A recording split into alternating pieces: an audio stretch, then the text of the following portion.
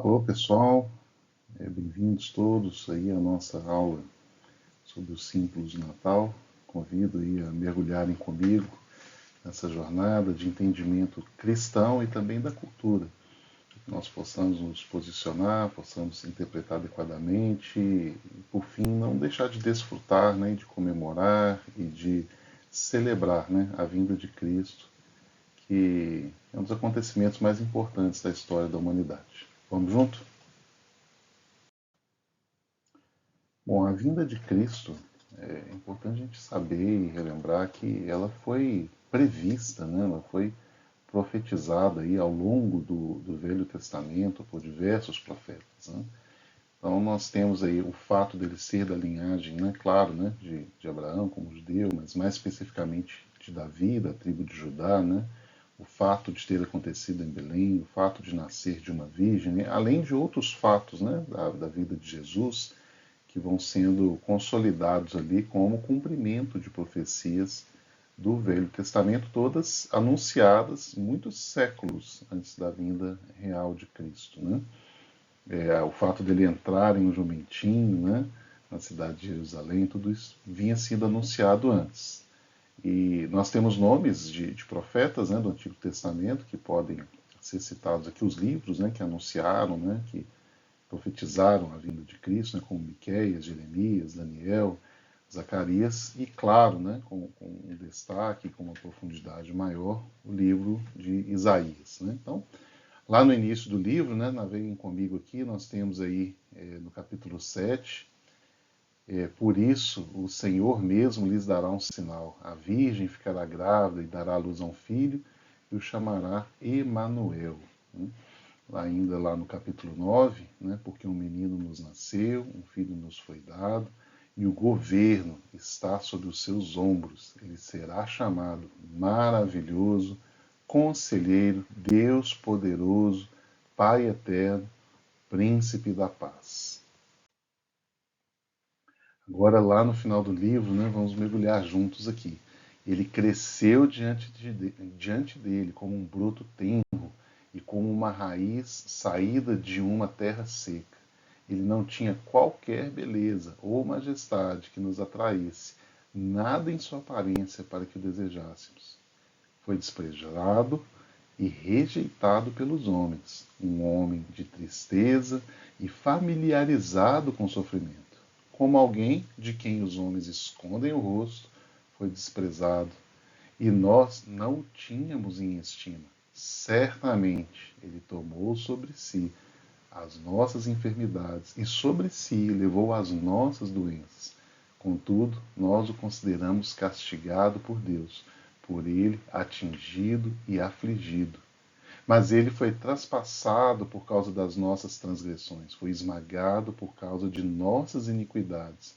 O castigo que nos trouxe a paz estava sobre ele, e pelas suas feridas fomos curados. Todos nós, tal qual ovelhas, nos desviamos, cada um de nós se voltou para o seu próprio caminho, e o Senhor fez cair sobre ele a iniquidade de todos nós. Ele foi oprimido e afligido, contudo, não abriu a sua boca. Como um cordeiro, foi levado para o matadouro, e como uma ovelha que diante de seus tosqueadores fica calada, ele não abriu a sua boca. Então, esse anúncio, né, não só da vinda de Cristo, né, mas do papel que ele exerceria, né, esse anúncio da sua majestade, da forma como ele seria, né, conduzido, né, ao longo do seu ministério, é tremendo, né, querido? É fortíssimo, né? E o texto continua, né? Com julgamento opressivo ele foi levado. E quem pode falar dos seus descendentes? Pois ele foi eliminado da terra dos viventes. Por causa da transgressão do meu povo, ele foi golpeado. Foi-lhe dado um túmulo com os ímpios e com os ricos em sua morte, embora não tivesse cometido qualquer violência, nem houvesse qualquer mentira em sua boca. Contudo, foi da vontade do Senhor esmagá-lo e fazê-lo sofrer, e, embora o Senhor faça da vida dele uma oferta pela culpa, ele verá a sua prole e prolongará seus dias, e a vontade do Senhor prosperará em sua mão. Depois do sofrimento de sua alma, ele verá a luz e ficará satisfeito. Pelo seu conhecimento, meu servo justo justificará a muitos e levará a iniquidade deles. Por isso, eu lhe darei uma porção entre os grandes, e ele dividirá os despojos com os fortes, porquanto ele derramou sua vida até a morte, e foi contado entre os transgressores, pois ele carregou o pecado de muitos e intercedeu pelos transgressores. Então, terminando ali em Isaías, né, no capítulo 53, no versículo 12, e é incrível a gente saber que isso situa-se na história, esse texto, né, o ministério profético de Isaías, né, ele está aí mais de 7 séculos antes do nascimento efetivo de Jesus, né, e como que ele narra, né, com precisão, como que ele narra com força, com legitimidade, né, aquilo que de fato aconteceria ao longo da vida de Cristo, né? Então não é só uma profecia sobre a sua vinda, mas uma narrativa, né, sobre o seu papel, sobre como que como que ele seria castigado, como que ele viria a morrer, né, e qual era o propósito desse ministério da sua morte. A título de curiosidade, a fundação da cidade de Roma, que viria a ser o império, né, forte, dominador daquela região nos tempos de Cristo, ela é mais ou menos, né, na mesma data aí, das profecias de Isaías, né? Estaria Roma ali começando, né, a ser construída, né, fundada ali por Rômulo, mais ou menos aí no ano de 753 antes de Cristo. Bom, meus amados, a gente vai navegar então pela simbologia que está envolvida, né, no nascimento de Cristo, a simbologia do Natal. E aí os slides são um pouquinho densos, a gente vai deixar na descrição do vídeo, inclusive, o material para você clicar. Tem várias fontes, né, que foram utilizadas aqui para tirar algumas informações. Vamos deixar o material também mais denso para que você possa realizar seus estudos, fazer suas investigações, tá? Eventualmente complementar o entendimento que a gente vai iniciar aqui e que possa ser, né, divulgado, possa ser espalhado e compartilhado com quaisquer pessoas, né, cristãos, não cristãos, que queiram conhecer aí um pouco da história desses símbolos, o que eles significam, né, para o povo de Cristo hoje. Bom, vamos lá. 25 de dezembro. Será que Cristo nasceu no dia 25 de dezembro? Será que é isso que aconteceu? Ninguém sabe exatamente qual data Cristo nasceu. Tá? O Natal já foi comemorado em várias datas. Tá? E o 25 de dezembro é uma coisa que convencionou-se a partir ali do século IV, principalmente. Então a gente vai entrar um pouco aqui no porquê que convencionou-se esse 25 de dezembro, o que foi que aconteceu, né, para escolher essa data. Mas o 25 de dezembro é uma data bastante improvável para o nascimento de Cristo. A data que nós adotamos e comemoramos hoje é uma data bastante improvável. Nós vamos mergulhar juntos um pouquinho nisso também. Mas o que é marcante nessa data é o fato de que em torno do 25 de dezembro, né, então a gente tem ali o solstício de inverno. Tá? Então, por volta do dia 21, 22 ali de dezembro.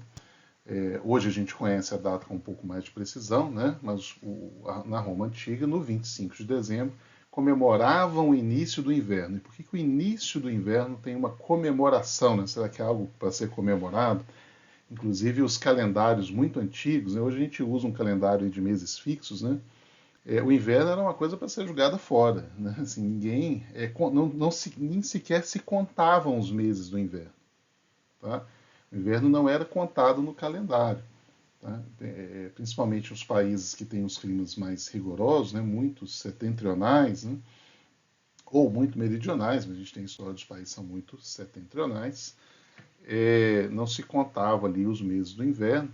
Porém, quando o inverno começa e você tem ali o solstício de inverno, aquele dia é, na verdade, o dia que tem a noite mais longa. Tá? A noite mais longa do ano, exatamente no solstício de inverno. Então, a partir dali, embora inicie-se o inverno, dia após dia, a gente tem um pouquinho mais de sol e um pouquinho menos de noite. Tá? Então, esse fato ele é marcado na história de muitos povos em diferentes partes do planeta como sendo um ponto a partir do qual o Sol começa a vencer novamente, começa a se reavivar. Embora seja o início do inverno, e pelo fato de ainda ter muito mais noite do que dia, o clima ainda, de uma certa forma, ele ainda se intensifique para o frio, tá? Mas as diferenças de tempo, tá? de sol, né? Tempo de luz solar disponível, ela começa a aumentar a partir dessa data. Isso era notado, então, por esses povos, e isso era um motivo de comemoração. Tá? Em relação a disso, hoje em dia também é da nossa cultura comemorar tudo num dia específico, né? Nós temos uma data no calendário, temos ali um feriado, né? Embora uma coisa ou outra, né, se estenda um pouco mais, né? No caso da Páscoa, por exemplo, a gente comemora ali, às vezes comemora a semana toda, às vezes a gente tem um feriado a partir da quinta-feira, né? Mas temos a sexta-feira da Paixão como sendo, então, um dia, né, muito significativo até o domingo de Páscoa, mas são exceções. Normalmente marcamos um dia no calendário e naquele dia comemora-se ou lembra-se, né? Algum fato marcante, normalmente de origem religiosa, mas podem ser também fatos históricos, né? Ou celebrações mais modernas. Na antiguidade, algumas festas podiam levar vários dias, principalmente entre alguns costumes do povo judeu. Né? Um exemplo é o casamento, poderia ser comemorado ali ao longo de uma semana inteira. Tá? E no caso do Natal, algumas comemorações ainda antigas, elas podiam durar até 12 dias. Por quê? Porque são 12 dias que marcam ali, né, a visita dos reis magos, né, entre o nascimento de Jesus e a visita dos três, entre aspas, reis magos, né? Reis magos, a gente vai falar um pouquinho sobre eles, né? Mas pelo menos três reis magos, né? Vamos dizer assim.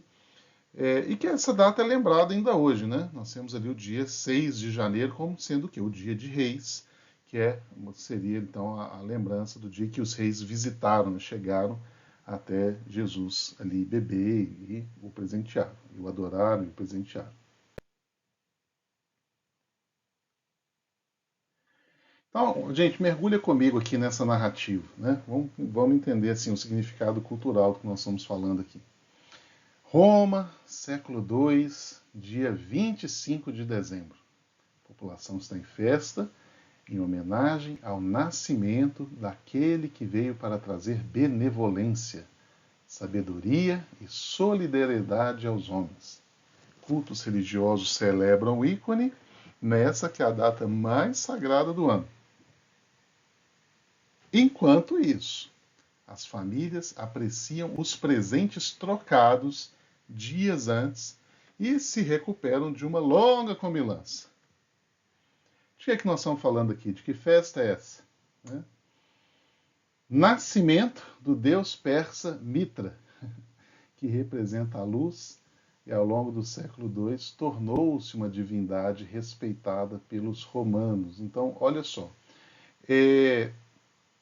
mas não é necessariamente pela questão do deus persa Mitra. O 25 de dezembro carrega essa força, né? Carrega essa marca que eu comentei antes. Então, o dia 25 de dezembro, inclusive entre povos que não necessariamente tiveram alguma comunicação, algum transbordamento cultural entre si, né? Esse entorno, né? Esse 20 e poucos de dezembro, ele tem um significado muito forte para quase quaisquer povos do norte, em razão aí da questão do Sol. Né? A gente vai voltar nela quando for falar aí de povos nórdicos, né? Em que isso aparece de novo. Mas o que acontece? Né? A gente sabe, gente, que a religião romana, né, que é talvez uma releitura, uma reinterpretação da religião grega, elas eram muito adeptas a novos deuses. Né? Eles não eram somente politeístas. Né? Eles tinham um panteão ali aberto a novas propostas de deuses. Né? Então, todo o povo que chegava e agregava um deus, né, uma nova cultura que transbordava uma crença em um deus, né, qualquer que fosse ali a sua especialidade, a sua natureza, ela era facilmente abraçada ali por gregos e por romanos, né? Os cristãos, eles eram comumente chamados de ateus.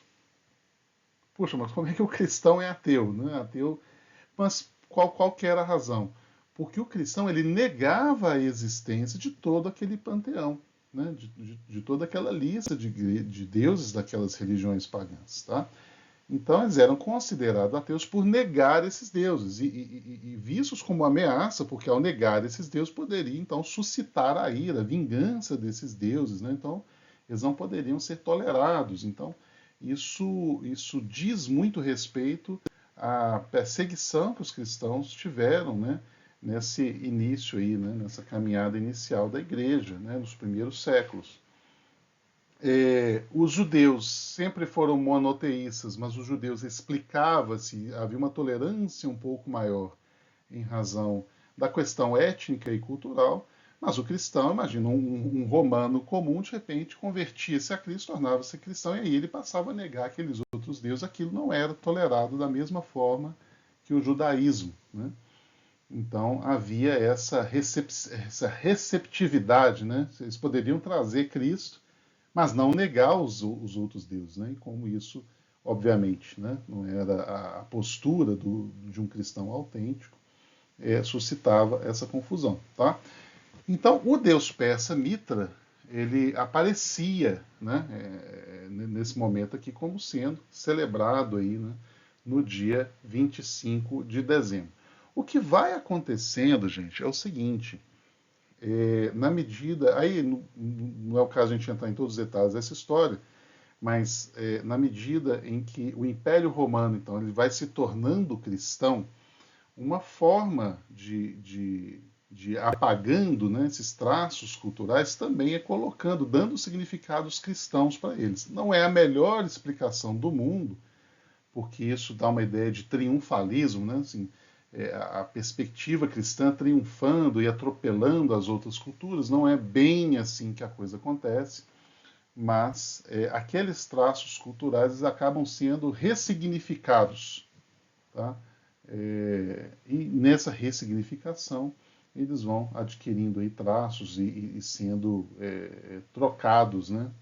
Por traços da história cristã, da narrativa cristã, da narrativa bíblica, tá? Então, outros deuses em outras culturas também carregavam, tá? Um significado, né, associado aí, né, ao solstício de inverno. Então, nós temos Dionísio ali para os gregos, Osíris para os egípcios. Tá? Osíris, inclusive, era tido como o primeiro faraó do Egito. Tá? Teria sido Osíris, né? Também chineses, povos da Grã-Bretanha, né? Nós temos então a festa do Iule dos nórdicos, e a gente vai fazer uma visita rápida à questão do Iule, porque ela aparenta ter alguns traços ali, inclusive pela localização geográfica, né? Algumas influências para a simbologia atual do Natal. Bom, então o que, que é basicamente essa ideia do Iule? Tá? Então é uma comemoração razoavelmente semelhante, tá? É a comemoração que se fazia ali no início do inverno, tá? Na Europa pré-cristã, né? No norte da Europa pré-cristã, e é parte de um dos 8 feriados solares, né? Os sabates ali, chamado do neopaganismo. É, Tanto as religiões pagãs, gente, ali do tempo de Israel, né? Então a gente pega de todas as religiões, estavam no entorno de Israel ali, e a gente pega essas religiões pagãs também desses tempos aí da Idade Média. O que, que acontece? A maior parte, às vezes a gente como cristãos interpreta isso diretamente como uma coisa diabólica, tá? É claro que elas vão negar a tradição, a mensagem cristã, então não é nesse ponto assim que eu quero tocar. Mas a questão é que elas estão muito associadas à relação das pessoas com a natureza e com a terra. Tá? Então, mesmo lá os deuses, a gente lê ali no Velho Testamento, vê a Bíblia falar muito sobre Baal. Né? Mas Baal é um típico deus de fertilidade, um típico deus de abundância, relacionado à abundância da terra, às colheitas. Tá? E isso é extremamente comum, por quê? Porque a própria sobrevivência das pessoas, né? A prosperidade material está associada ao perfeito funcionamento da Terra. Então, tudo que não é muito bem explicado, mas de alguma forma ocasiona com que essa terra produza mais, com que as pessoas fiquem mais próximas e se vivam, então, bons tempos a partir dali, vai ser facilmente relacionado aos deuses. E essa regularidade, que hoje a gente entende como sendo as estações do ano, né, o movimento ali da Terra no entorno do Sol, né, toda essa regularidade ela acaba sendo percebida, embora não possa ser explicada, e vai sendo associada então a datas que carregam um simbolismo muito forte, e vai sendo associada, integrada a essas religiões pagãs. Tá? E o caso do Yule não é diferente. Mas os dois pontos assim que são interessantes chamar a atenção é que o nome ele vem de um tronco de árvore, que pode ser um pinheiro. O pinheiro tem uma razão de ser lembrado, né, que eu vou comentar aqui na sequência. Mas olha aí uma representação possível aí, né, da divindade. Né? Olha como é que ela poderia ser interpretada a partir da planta, né? Como é que ela poderia ser simbolizada. Então vamos ler junto aqui, olha só. Quando os dias ficavam mais frios e as noites ficavam mais longas, os antigos acendiam velas e fogos para atrair o sol. Eles traziam comida e festejavam, decorando suas casas. Evergreens eram cortados e trazidos para simbolizar vida, renascimento e renovação, sendo usados para derrotar os demônios de inverno. Então, o que é o evergreen? Né? Aqui no Brasil, a gente está acostumado a ter o inverno sempre verde. Né? Eu me lembro que eu tinha um amigo, era colega de profissão, e ele morou muito tempo na região do Michigan, ali nos Estados Unidos, e ele veio ao Brasil para a gente realizar atividades de um projeto na época, e claro que ele se lembrava como era o Brasil, mas já tinha muitos anos, né? Então ele entrou no carro e a gente estava na estrada ali, no caminho de uma cidade, e ele olhou, meu Deus, o inverno aqui é verde, eu já tinha me esquecido disso. Porque o inverno nesses países muito frios, gente, as árvores simplesmente secam. Tá? As árvores ficam sem folhas. Para nós, se não temos esse costume, a gente olha para a vegetação e acha que está tudo morto. Tá? E bastam aí alguns poucos dias, né, semanas iniciais da primavera, para que tudo floresça a uma velocidade impressionante. Mas durante o inverno, aquilo ali está tudo esperando passar aquele momento. Né? Então as árvores ficam secas e ficam sem folhas, aparentando morte. Exceto algumas. Tá? E essas algumas árvores são então chamadas de evergreens, ou seja, aquilo que está sempre verde. Aquilo que mesmo na presença dos demônios de inverno, mesmo na presença daquele rigor climático muito forte, elas se mantêm verdes. Tá? E a árvore que melhor simboliza isso é exatamente o pinheiro. Então os pinheiros são sempre verdinhos. Tá? Mesmo estando no inverno, eles não perdem as suas folhas e ficam sempre verdinhos. Então, é uma árvore que é muito lembrada para fazer esse simbolismo da vida. Tá? Ou seja, aquela vida resistente, a resistência da vida, né, que permanece ali durante aquele período tão complexo, né, tão complicado. Bom, e aí alguém pode perguntar, tá, mas por que não buscaram saber melhor, então, essa data de Cristo, né? Por que embarcaram nessa desse 25 de dezembro? Né? Então vamos lá, gente. Culturas antigas, no geral, e não precisa ser tão antigas assim, tá?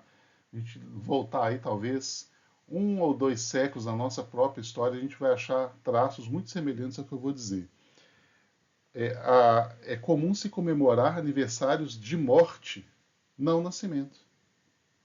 Inclusive aí, não sei a idade aí de quem está nos assistindo, mas assim, certamente você vai encontrar histórias na sua família aí, entre avós, bisavós, que não se sabe ao certo a data que nasceu. Ah, nasceu na roça, mais ou menos, esperou acumular um monte de menino lá, um dia foi na cidade, foi lá e registrou na data que lembrou, ou registrou na data que estava lá e já tinha meses que o menino tinha nascido. Não existia esse apreço, esse cuidado com a data do nascimento. Né? Muitas dessas pessoas são registradas em datas imprecisas. Na antiguidade não era diferente. Tá?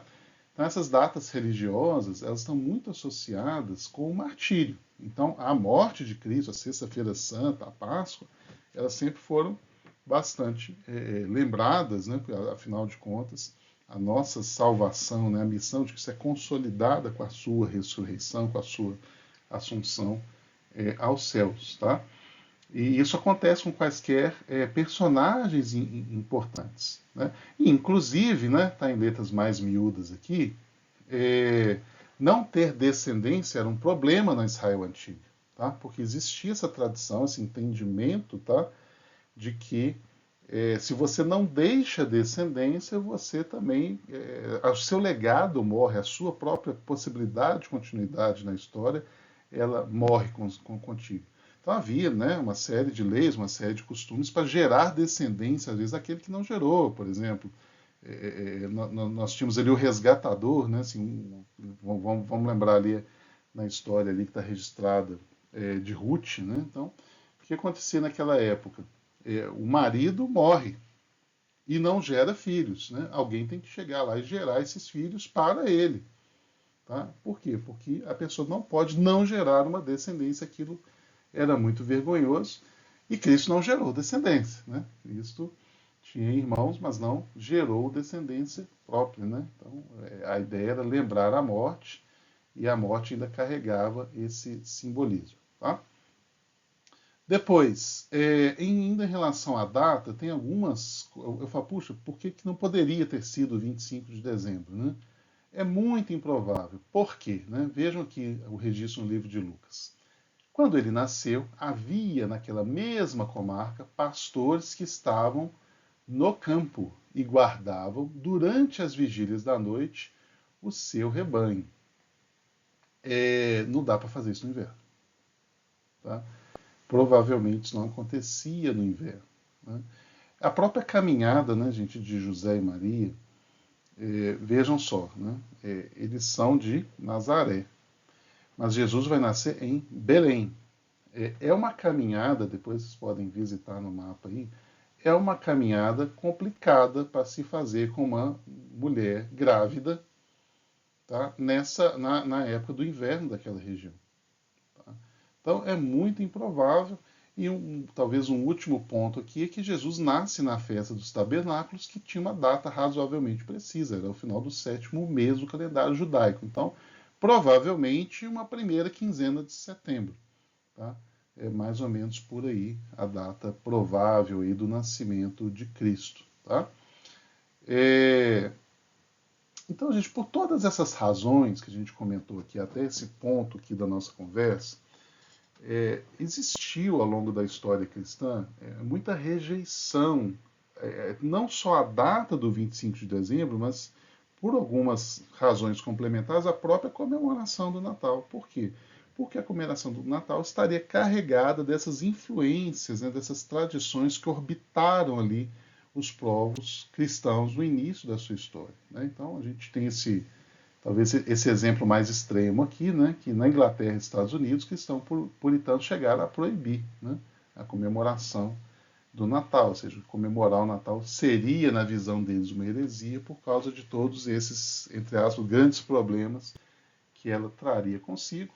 Essa é uma das coisas que a gente vai revisitar aqui ao final, né, como que nós devemos fazer. Então, nós também temos que rejeitar o Natal, ou seja, né, já que a Bíblia não te manda comemorar o Natal, então a gente não vai comemorar, então como que a gente vai se portar diante disso? Segura aí que a gente vai explorar mais um pouquinho e a gente chega lá. Reis magos, tá? Quem eram, se eram reis, se eram magos, como é que é essa história aí? Então vamos lá, só Mateus fala deles. Né? Então esse é o primeiro ponto. Eles são citados somente por Mateus, então eles visitam o menino Jesus trazendo presentes, ouro, incenso e mirra. Então eles vêm guiados por uma estrela, né, que vai indicar onde vai nascer ali o rei dos judeus. Tá? Essa ideia de ser 3 vai pela quantidade de presentes, né, ouro, incenso e mirra, mas vocês podem revisitar ali a passagem, não falam quem, não diz nem o nome deles e não diz quantos eram. Fala simplesmente em reis magos. Tá? Esses nomes, eles acabam aparecendo No evangelho apócrifo armeno da infância, esse evangelho apócrifo, tá? Ele é problemático, tá? Ele tem esse nome porque ele é uma das tentativas ali de se narrar eventos da infância de Jesus.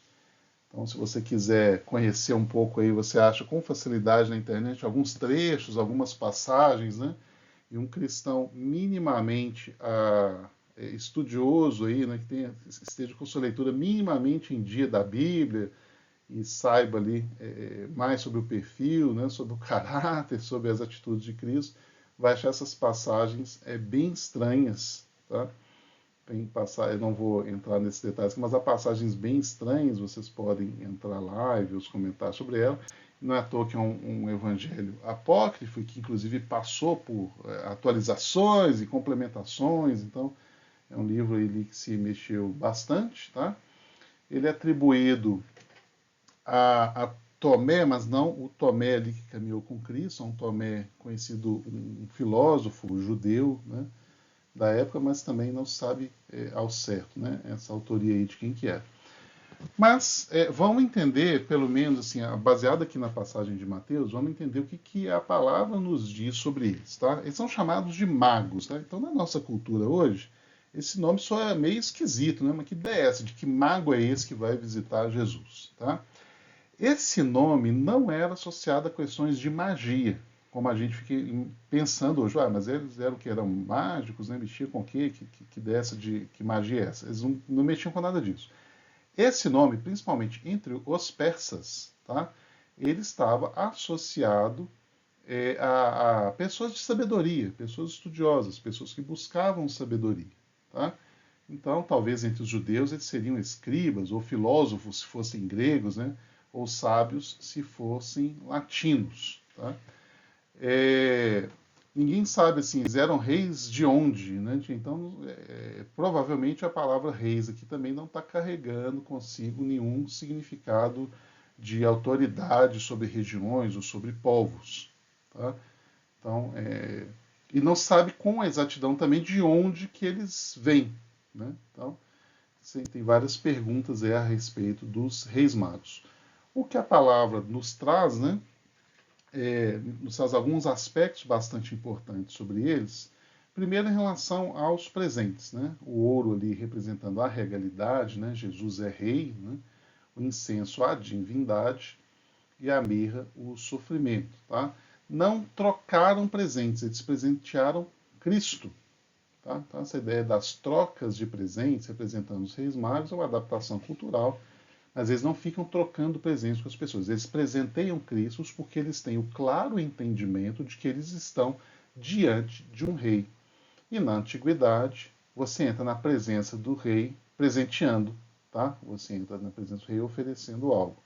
Inclusive a treta toda com Herodes também passa por isso, né? Porque eles chegam, né? Eles têm esse encontro com Herodes antes e Herodes passa de liso, né? Não ganha presentinho nenhum, presente é para Cristo. Eles perguntam, né, sobre o rei dos judeus que nasceu e que eles querem encontrá-lo, e foi ele que levantou a antena de Herodes, que culminou mais tarde na narrativa bíblica com a matança ali dos primogênitos. Né? Então, lembrando aí a história do nascimento de Cristo, né? Cristo nasce em Belém, mas logo José vai com ele para o Egito até passar esse momento todo aí. Né? Os reis magos, então, são orientados por Deus a não voltarem, né, à presença de Herodes, porque Herodes queria saber, me conta onde que é que esse rei nasceu, né, aquele lá também, né? Mas eles não contam, e na medida então que Herodes cai a ficha de que eles não vão voltar mais para contar mesmo, ele manda matar todos, né, todos os bebês, e para tentar garantir ali de que Cristo está no bolo, mas Cristo a essa altura do campeonato já estava longe, né? Só uma curiosidade sobre então a estrela, né, que teria guiado ali os Reis Magos, né? A gente teve um episódio, a gente já teve outras versões e pequenas adaptações dessa mesma aula antes de fazer a gravação que vocês estão ouvindo aqui. Uma delas foi em 2020 e a gente estava próximo da data em que houve esse alinhamento de Saturno e Júpiter no céu e que formam, sim, do ponto de vista nosso aqui da Terra, uma estrela muito brilhante, tá?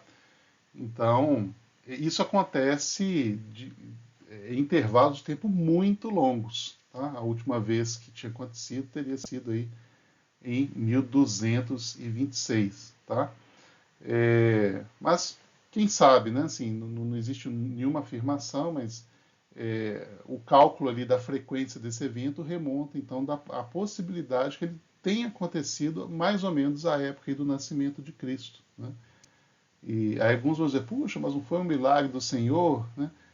Meu querido, que é um milagre maior do que esse, né? Olha como todos os pontos da criação teriam se movido, né? Então, é maravilhoso se tivesse sido simplesmente um luminar criado ali, é tão, né, tão maravilhoso quanto se exatamente, né, um evento aí que se repete quase que a cada 1000 anos, né, tiver sido se movido para acontecer exatamente para orientar aqueles reis, né? Então Deus é maravilhoso de todas as formas, né? Então nessa época aqui em 2020 muito se falou, puxa, quem sabe não foi então é essa tal estrela, né, um alinhamento de planetas como esse. Então fica aí para você dizer, né, o que você acha, se pode ter sido, se pode não ter sido, né? De qualquer forma, tudo ocorreu, né, nas mãos, mediante o poder do Senhor. Ok, vamos para a árvore. Então talvez você já tenha torcido um pouco o nariz aí com essa ideia da árvore quando eu falei lá do Iule, né?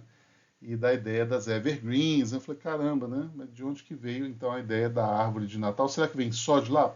Vem de lá também, tá? Existe uma narrativa que é atribuída a Martim Lutero.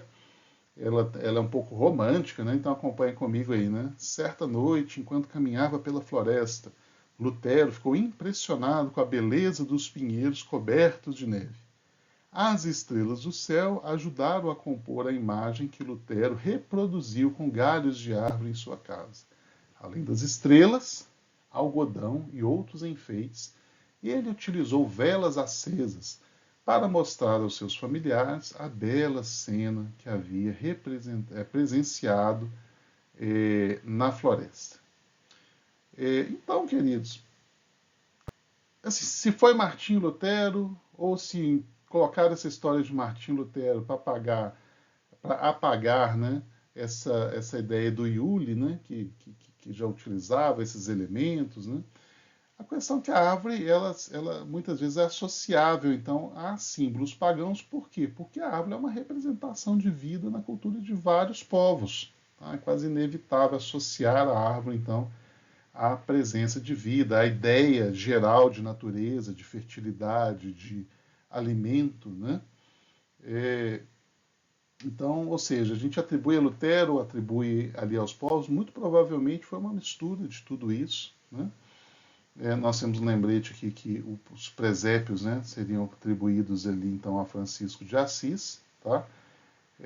Então há origens tanto cristãs, né, quanto pagãs, né, no uso desses símbolos, o que não quer dizer que o símbolo em si, o valor, né, o significado que está associado a ele, seja um valor ruim, inadequado ou incorreto. Tá? De qualquer forma, a árvore está simbolizando vida, né, simbolizando aí talvez a presença, a resistência da vida, né, em condições que não lhe são propícias, tá?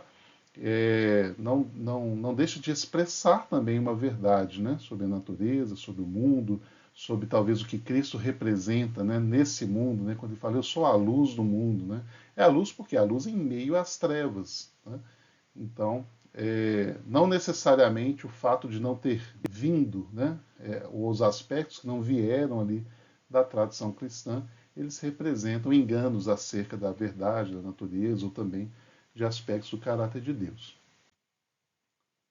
Bom, vamos então para o famoso Papai Noel. Né? Tem gente que tem arrepios aí com o Papai Noel, tem gente que gosta de Papai Noel. Né? Então, qual que é a história mais provável aí? Tá? Não foi a Coca-Cola que criou o Papai Noel, mas ela tem um papel nisso aí também. Vamos entender de onde que saiu essa ideia aí. O bispo, né, chamado Nicolau, né, então teria vivido aí, né, em tempos remotos aí na Turquia, né, mais ou menos aí pelo ano de 280, né, depois de Cristo, e que era conhecido por ajudar as pessoas pobres, tá, entregando presentes, né, foi posteriormente reconhecido aí como santo, passou a ser o São Nicolau, tá? Pela Igreja Católica, após relatos de milagres, né, e testemunhos aí acerca da vida dele. E aí, enfim, né, a tradição foi caminhando, né, então aquela possível atribuição ali de imagem, né, a ideia do Iule pode ter sido, né, eu não encontrei registro assim que faça uma ligação direta, mas sim, pode ter sido uma mistura ali de tradições, tá? Ele não tinha essa aparência atual, a gente vai passar por algumas imagens aí em que ele aparece, mas ele aparecia inicialmente com uma roupa de inverno na cor marrom, uma cor verde escura, e só em 1886, então assim, já bem mais recente, que tem essa imagem, essa ilustração em que ele tem essa veste, essa vestimenta aí, né, vermelha e branca, que a gente conhece mais hoje. A Coca-Cola entra na jogada porque ela lança uma campanha publicitária depois recuperando a imagem que esse cartunista propôs. Tá? E talvez a partir daí a notoriedade, a difusão, né, da ideia do Papai Noel tenha sido mais forte. Então a gente tem algumas imagens aí para vocês acompanharem aí o que foi, né, essa trajetória evolutiva, né, dessa figura do Papai Noel. Né? Então teria aí alguma representação, um desenho aí de como poderia ter sido aí o São Nicolau, né? Depois algumas representações possíveis, né? Dele entregando esses presentes, né? De como ele era representado e lembrado, né? Já na figura aí caminhando, né? Para a ideia do Santa Claus, né? Como é conhecido aí nos países de língua inglesa, né? E aqui é a propaganda da Coca-Cola. Outros exemplos, né? Possibilidades de representação aí do Papai Noel. Agora, a ideia da fábrica, aí tem dois pontos, né, que tem, de novo, misturas e tradições. Né? Primeiro que a ideia de fábrica vem na Revolução Industrial, não tem outra origem. Né? Esse termo fábrica, né, essa organização do trabalho em fábricas, aliás, é algo que precede um pouco a própria Revolução Industrial, né, porque o trabalho concentrado em fábrica é algo que vai acontecer, que talvez vai estimular, vai puxar, né, a questão do maquinário da Revolução Industrial, mas a divisão do trabalho, as atribuições, a ideia de que as pessoas não são mais artesãos que trabalham em casa com suas próprias ferramentas, costumes, né? Eles vão se reunir para fazer o trabalho de forma agregada em ambientes fabris. É algo que precede um pouquinho a Revolução Industrial, mas, claro, a ideia da fábrica do Papai Noel e como ela é contada, representada, com todos aqueles mecanismos, engrenagens, é claramente, né, um elemento ali que foi agregado após a Revolução Industrial. E muita gente vai dizer que o Papai Noel, puxa, corra de Papai Noel, na verdade o Papai Noel é um gnomo, né? Bom, existe de fato em tradições escandinavas um gnomo que entrega presentes para as crianças, tá? Não quer dizer que Papai Noel o seja, tá? Aí, gente, a arte e a expressão humana, ela tem várias, né, várias versões, várias dimensões, várias formas ali de se difundir. Eu já assisti desenho animado em que a gente olha o desenho, tem a fábrica do Papai Noel, quem trabalha na fábrica são gnomos. Então, tem várias possibilidades de representação, de interpretação, mas a figura em si do Papai Noel, pelo menos nas tradições cristãs, era muito mais uma lembrança, né, da vida, desse legado aí de Nicolau, do que essas outras possibilidades, essas misturas de tradições que vêm a posteriori, mas vem de novo, né, vem combinando ali elementos que são comuns, tá? A figura, né, que está sendo representada, os valores mais gerais ali que ela carrega. Aí, para quebrar o gelo, né, um exemplo meio esquisito, né, de um filme, talvez tenha sido o primeiro filme, né, que trouxe Papai Noel aí às telas, a estreia do Papai Noel nas telas, né, foi esse de 1959 aí, e que é um negócio meio esquisito, né, seria uma disputa ali entre o Papai Noel e o Diabo, né, é, enfim, né, só para dizer aí que artisticamente ele foi representado de várias formas, certamente ao longo do mês de dezembro aí, a gente liga aí nos canais infantis, mesmo, né, em canais adultos, vão aparecer aí filmes de Natal, que vai ter o Papai Noel, aventuras, a criança quer ver o Papai Noel, então isso se tornou parte aí da nossa cultura moderna, principalmente ocidental, né? Bom, então já vamos começando, gente, entrando aí em algumas implicações, né? Algumas interpretações. Puxa, como que a gente se posiciona então diante de tudo isso? É rejeitar o Natal? É aceitar o Natal?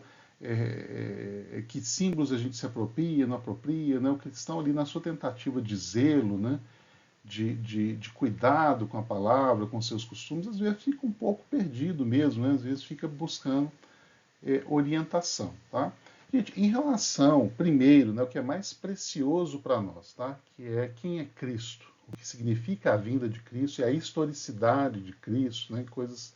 Eu queria compartilhar com vocês aqui um texto de um exegeta que eu particularmente admiro muito, né? Que é o John Walton. Ele fala o seguinte: a despeito das sintonias em termos literários e simbólicos, a história de Cristo e o plano do Deus judaico são únicos e destacados de qualquer outra religião corrente ou extinta na história da humanidade. Tá? Isso aqui a gente pode voltar, gente, a várias analogias que se fazem. Na época dos povos pagãos, ali no entorno de Israel, tinham deuses também, tinham sacerdotes também, tinham templos também, tinham. Vários traços, às vezes, do aspecto daqueles templos e das formas sacrificiais das religiões têm paralelos com a religião judaica, com Deus judaico? Tinham.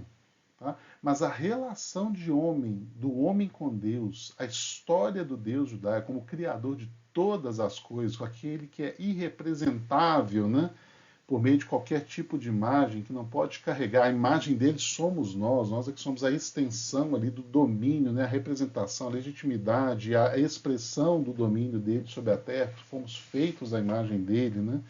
Normalmente os deuses dessas várias religiões eles são servidos, né? A gente não pode irar os deuses, né? Mas os homens são para fazer o trabalho sujo, vamos dizer assim, né? Os homens trabalham como escravos ou como aqueles que servem aos deuses para que esses deuses não precisem fazer esse trabalho. Né? A gente tem um Deus que é completamente diferente, um Deus que ele veio fazer o trabalho, ele veio fazer o resgate, a vida dele é colocada em jogo. Né? É, Inclusive, a história de Cristo vindo ao mundo como homem, né? Ela tinha uma resistência fortíssima do gnosticismo que dominava aquela época ali das primeiras igrejas. Por quê? Porque existia um entendimento que a matéria, por definição, é ruim. Né? Aquilo que é nobre, aquilo que é divino, aquilo que aponta para o futuro, para uma possível eternidade, né? Aquilo é tudo espiritual. Né? A matéria carrega o quê? A pericidade, ela carrega é, a maldade do mundo, a imperfeição do mundo. Então a ideia de um Deus que vem em carne, ela era terrivelmente rejeitada. Né? Então, esses paralelos, né, que se fazem, né, entre a religião judaica, veja só, né, na verdade você está comemorando não é o nascimento de Cristo, né, é aquele Deus romano lá que o pessoal agora mudou de nome. Então, é, isso aí são tentativas grosseiras de distorcer a história de Cristo, de distorcer todo o poder da palavra de Deus, né, toda a revelação, né, de Deus, do caráter, da história de Deus que nós temos ali na mão pela revelação bíblica. Né? Então, há diferenças claras de centralidade, né, papel de Deus e do ser humano, das relações, esperança para o futuro e do significado da salvação. Então, essa tentativa de colocar o cristianismo no mesmo patamar de mitologias antigas, debaixo desse argumento, ela sempre acontece, sempre vai acontecer, tá? Mas ela é simplesmente ruim, tá? Ela é racionalmente ruim, tá? Porque ela parte de uma ressignificação pobre e atropela uma série de aspectos, inclusive históricos, tá? Que diferenciam essas religiões, essas perspectivas, tá? E que trazem aí a legitimidade, né? Não só da fé, mas da racionalidade cristã também. Então, gente, assim, várias pessoas têm várias possibilidades de interpretação, né, em relação a essas coisas que eu coloquei rapidamente, sucintamente aqui nessa aula.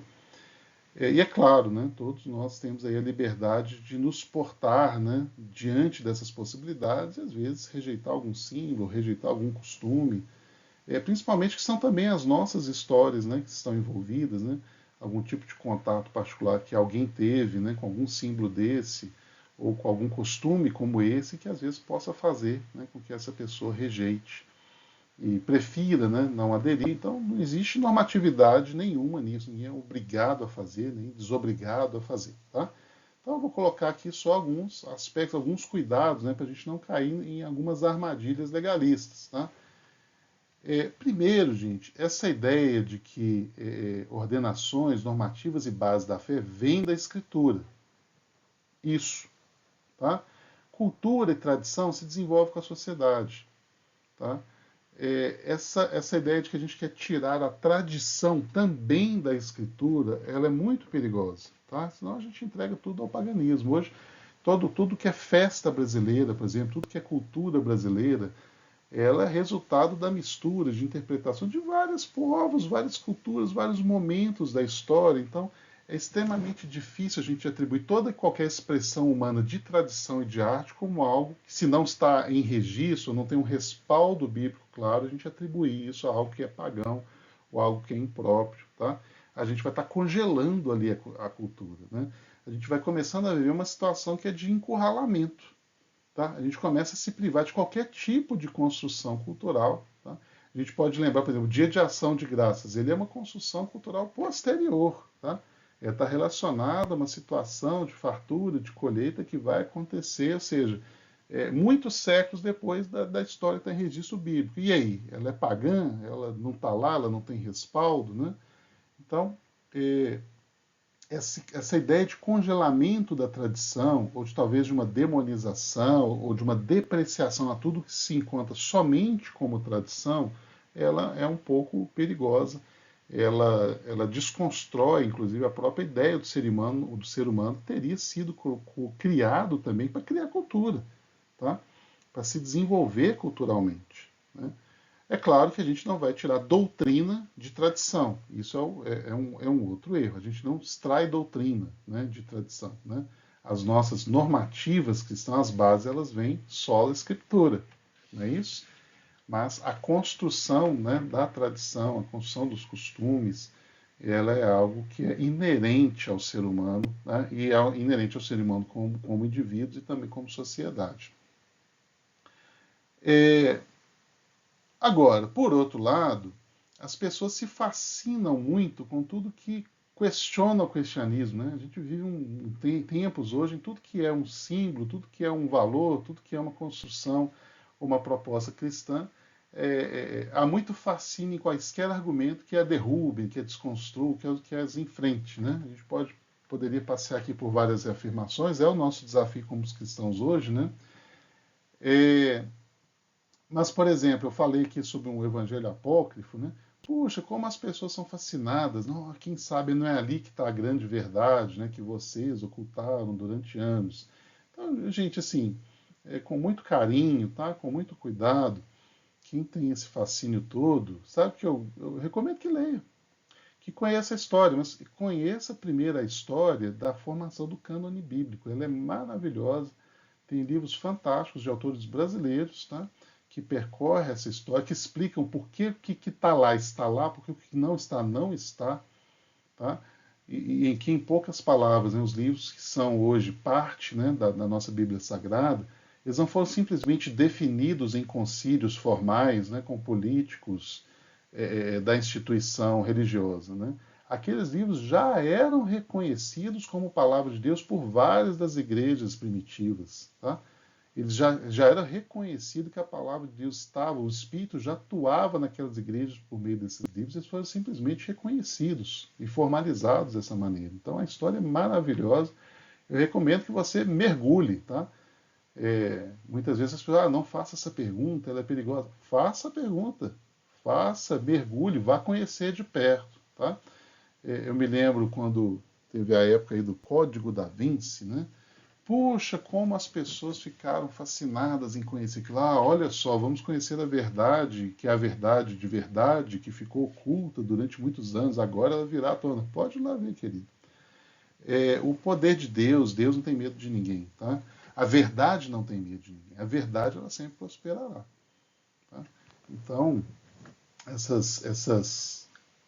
essa ideia, né, de que o que aconteceu de fato está em algum lugar que você não tem acesso, ela é simplesmente falsa, né? É uma ideia fácil de ser desconstruída.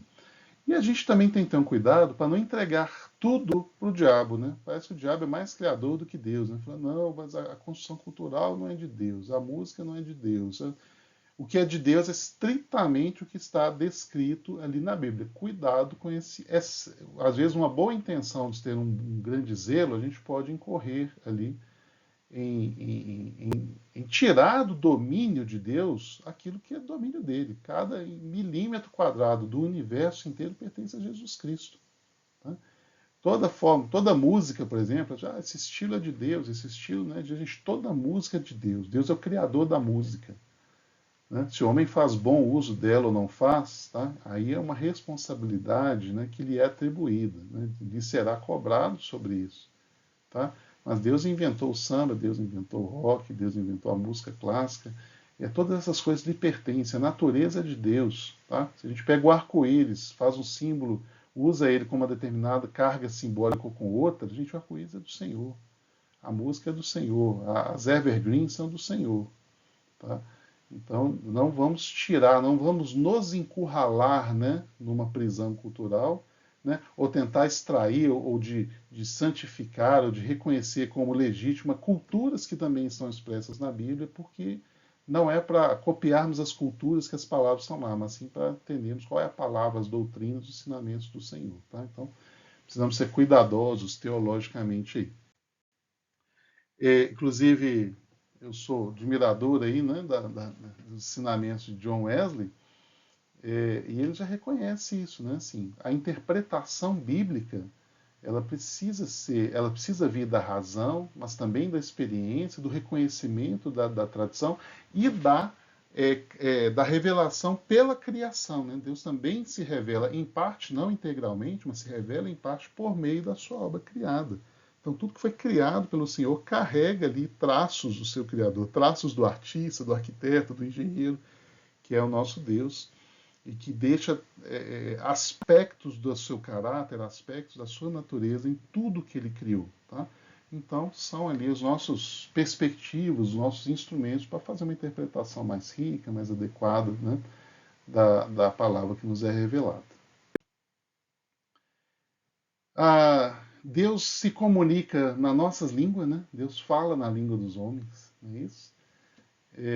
Um livro fantástico aí do Paulo On, né? Que ele coloca exatamente dessa forma, e Deus falou na língua dos homens, né? A palavra ela é carregada, a própria Bíblia é carregada de estilos, de formas literárias, né? Então Deus usa formas humanas de comunicação e aproveita-se dos contextos culturais vigentes para transmitir a sua mensagem. Tá? Então, essa ideia de ter traços de simbologia são ressonantes com culturas pagãs não é a mesma coisa que repetir ou reproduzir a cultura pagã ou contaminar o cristianismo com o paganismo. Tá? Como eu disse, tudo pertence a ele. E é inevitável a construção cultural, tá, gente? Ela é inerente à própria natureza humana e ao mandato cultural lá do Gênesis. A gente cria cultura o tempo todo, a gente cria costumes o tempo todo. A língua que a gente fala é uma construção cultural que ela vem de uma trajetória. A gente não consegue cortar abruptamente, falar, não, agora isso é errado, vamos eliminar da tradição. Tá? Eu vou dar um exemplo fora desse contexto, né? Eu me lembro quando estava no auge ali da proposição, né, ou pelo menos estava muito aquecida a discussão da proposição do Esperanto como uma língua universal. Tá? Se você não sabe o que eu estou falando, digita aí na internet. Esperanto, língua universal, ou seja, uma língua que tivesse regras simplificadas, gramaticais, pronúncias que não fossem agressivas ali a fonemas, né, treinados e reconhecidos ali de outras culturas. Mas a gente não consegue. No fim das contas, o Esperanto foi uma proposição artificial, e como proposição artificial é falado por pouquíssimas pessoas no mundo. Por quê? Porque a trajetória cultural, tá, ela não é normatizável. A gente não consegue fazer esses cortes abruptos. Né? Vamos combinar todo mundo aqui, nós não vamos comemorar mais Natal, porque agora nós chegamos ao entendimento que o Natal não deve ser comemorado. Tá? De novo, a gente vai estar se prendendo, né, se aprisionando, né, do ponto de vista cultural e deixando de produzir, deixando de aproveitar a riqueza, né, daquilo que é a data representa para nós. O próprio Paulo é sempre lembrado, né, lá no Areópago, né, sempre lembrado do exemplo de Paulo como sendo aquele que salta aos olhos ali na palavra, né, ali no livro de Atos, capítulo 17, onde ele vai se comunicar com os gregos ali numa forma, numa língua, de uma maneira que eles vão entender, né? Que eles vão fazer ressonâncias, conexões imediatas com o que eles vivem, com o que eles pensam, com suas sensibilidades. Tá? Então, a sabedoria de Paulo naquele momento ali é o que nós precisamos para nos portar também em vários momentos e várias culturas. De novo, né, recuperando aí novamente algo que eu cheguei a comentar, né, gente, essa ideia de que normalmente a discussão com a perspectiva mais cética ateísta, ela vai voltar a isso, Cristo é mais uma história dentre várias, por um acidente da realidade, né, ou como vai dizer ali Yuval Harari, né, também uma pessoa um escritor muito admirado nos dias de hoje, né, inexplicavelmente, né, essa derivação, essa dissidência do judaísmo domina o mundo. Inexplicavelmente, depende do ponto de vista. A gente sabe por quê, né? Porque a palavra do Senhor é poderosa demais. A palavra do Senhor penetra como espada. Tá?